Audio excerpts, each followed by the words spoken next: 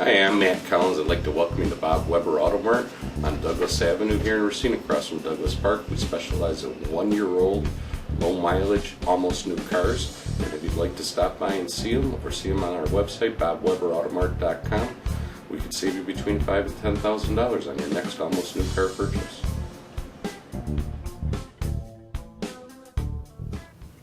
Welcome into another edition of Sports Junkies. I'm Steve Sparky, Fifer from Sports Radio 1250 WSSP in Milwaukee. He, of course, Gery Woelfel from the Racine Journal-Times. We turn our attention now to some Packer talk as the Packers get ready to take on the New York Giants this week after losing last week. Seneca Wallace was supposed to be the guy, and the old man couldn't stay healthy for more than a series as he hurts his groin. Old people do that. So he goes out, and then in comes the youngster, Scott Tolzien. Not everybody can be as slim and trim and fit as me. That's true, and that's all that working out's doing you well. Scott Tolzien comes in and replaces Seneca Wallace. And again, for a third-string quarterback that really didn't have any chance to get ready, I thought Scott Tolzien played pretty well. He acquitted himself well, surprisingly. I remember the Scott Tolzien I saw at Madison, who was nothing more than a run-of-the-mill quarterback. And I go, man, this guy actually has improved since he left Wisconsin. But having said that, he's not the answer. I mean, I'm sorry. They're not going to go anywhere with that guy. Well, again, you're not going anywhere without Aaron Rodgers. I don't care who the quarterback is, so it's not really going to matter. Well, you know what? Having said that, if Rodgers is out, 5 or 6 weeks, can you go 3-3 in 6 weeks with Scott Tolzien as the quarterback? Yeah, you know what? I think, again, a guy to keep an eye on is Flynn. I don't think Flynn can stand up for the whole year. I mean, he's had the elbow problems, the tendonitis, whatever he's had. But I think they can get through with him on a stopgap measure.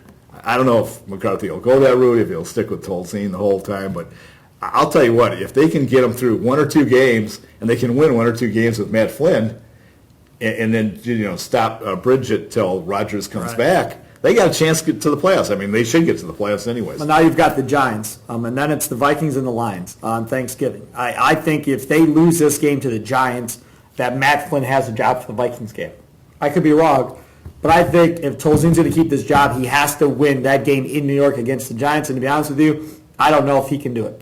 Andre Brown comes back for the Giants last week, of course, just in time to play the Packers this week. And works up a little bit of a lather, gets in some type of rhythm. He did well last week. Yeah, he played very well last week. Now you come back this week, Andre Brown gives him a running game finally to complement Eli Manning in that passing game. They all of a sudden have won 3 in a row because that division is so horrible over in the East. They're only 2 games out of the division lead. I know, isn't that incredible? And I mean, we were talking about, and not that it was going to happen, but everybody was saying about how Tom Coughlin would be on the hot seat. No. And this is a couple weeks ago. And all of a sudden, that division is just horrible. Yeah, they could still win the division. I mean, horrible. Dallas, Philadelphia, Washington. I mean, none of them are any good. So from that perspective, this Giants team now is going, hey, we've done this in years past where we get hot in the second half of the year and we get on a run. So I'm sure they're looking at the Packers going, Green Bay, we've beat them consistently. Yeah. We've had their number for a while. And now they don't even have their best player on the field in Aaron Rodgers. I got to think the Giants are looking at this Packers team going, this is a win we better have because this is a win we would have had with Aaron Rodgers, and without Aaron Rodgers, we better definitely beat him.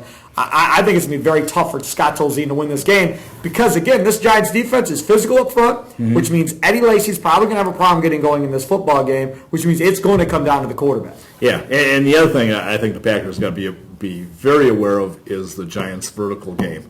They're one of the few teams that will take shots down the field on you, and they got receivers that can beat you.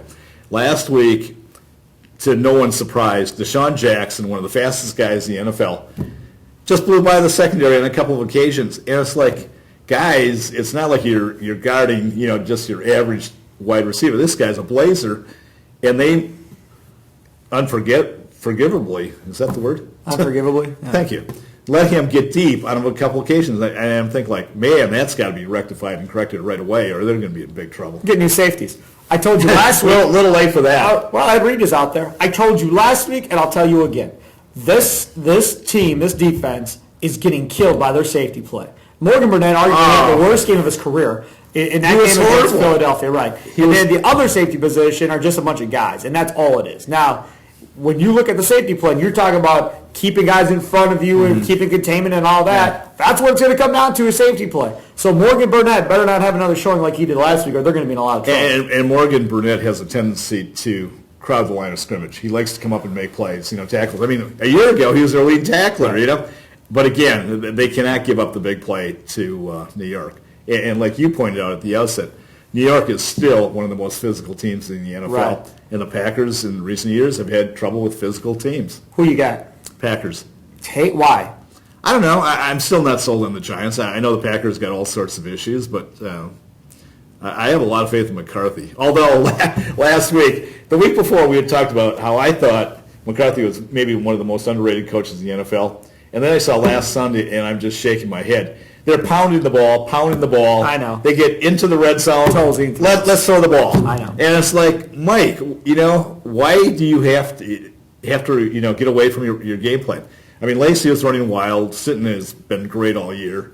That offensive line has played pretty well all year. Run blocking especially. But it was like unbelievable. They had a pass, and it just didn't make any sense. All right, now the last question that we're going to start doing every week here on Sports Junkies, because I'm sick of watching it. How many injuries will the Packers sustain this week? How many guys will go to the sidelines during this game? You are such a pessimist. I'm going to make it easy for you. I'm going to make it easy for you. Yeah. The over-under will be 3. Oh, I'll take the under. You're going to take the under. Even though, having said that New York is such a physical team, and that bye week is a killer. And I said this before the season, and as you did as well. That thing was so early that it was going to catch up to. But don't you remember when they had the bye week and everybody said, this actually came at a good time because we're so hurt? Yeah. And I said, well, the history of this team says we're going to be hurt later on in the year too, so it's not really going to matter. And here we sit. I mean, you lose another 3-4 guys last week. You had no other healthy offensive lineman by the time that game got done. I don't know who was going to come in. Is there a train outside I don't or what? know who would have played tackle. I don't know who would have played guard. I have no idea. If they would have lost one more lineman, I don't know. Because it couldn't have been Quarles because he's the worst pass-blocking tight end in the league. So he couldn't have come in to play tackle. Am I missing something? But why is McCarthy obsessed with Corliss? Because he's a veteran.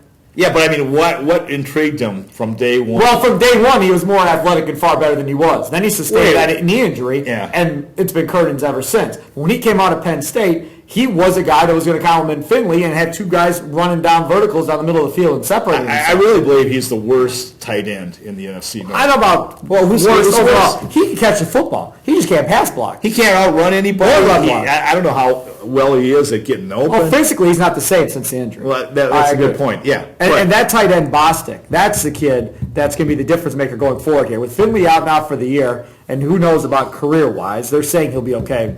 Anytime you deal with a neck surgery, I'm not so sure, but Bostic might be the guy going forward. The one real positive that's come through in the last couple weeks is Jared Boykin. He has been really good. I mean, it's not like he's been like a run-of-the-mill wide receiver. After that first game, he has caught every ball thrown in his direction. I mean, he's got great hands. He's got very good size. I believe he was on Jacksonville's roster and couldn't make it. He wasn't even on there. He was in camp one day. Mm-hmm. One day. Tells you about the Jaguars. One day they looked at him and said, "No, you can't play for us. See ya." And you know what? The crazy thing about it is he was overlooked by everybody in the draft. Everybody, including the Packers. Everybody. But that's what we do in Green Bay. We like undrafted guys. Yeah, so he goes to Jacksonville for one day. They throw him out the door. Something like 3 or 4 teams showed interest in him after that, and it came down to Washington and Green Bay. He goes to Green Bay because Shanahan wanted to make him one of those U-backs, tight end type players, and he didn't want anything to do with that. So he goes to Green Bay, becomes friends with Aaron Rodgers, and the rest is history. He is Gery Woelfel of the Racine Journal-Times. See Sparky, Fifer from the Wendy's Big Show on Sports Radio 1250 WSSP. Thanks for tuning in and watching another edition of Sports Junkies as we do a little pack-a-talk here at RacineSportsZone.com.